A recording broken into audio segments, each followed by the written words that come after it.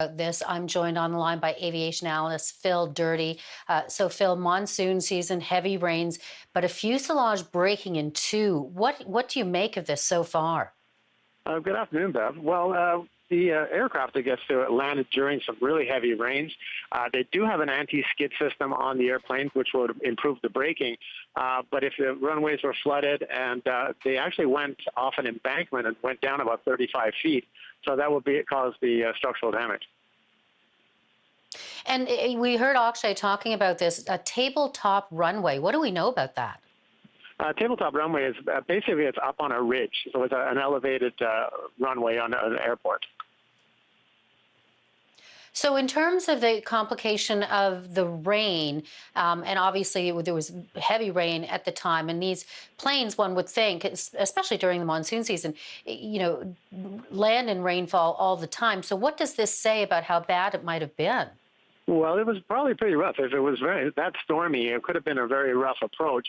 The 737-800 is a rock star in the aviation industry. It's Boeing's pride and joy.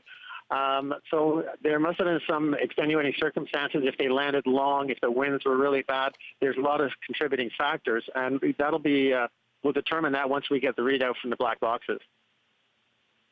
And generally speaking, pilots are informed along the way in terms of the landing about weather or any potential change. Wouldn't that be the case?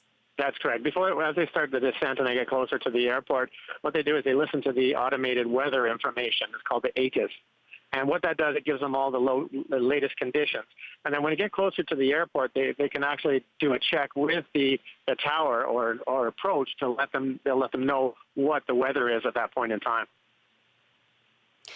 In terms of the fuselage breaking apart, and as you said, I mean, this particular plane is a rock star in the aviation industry, but still, where are the vulnerabilities?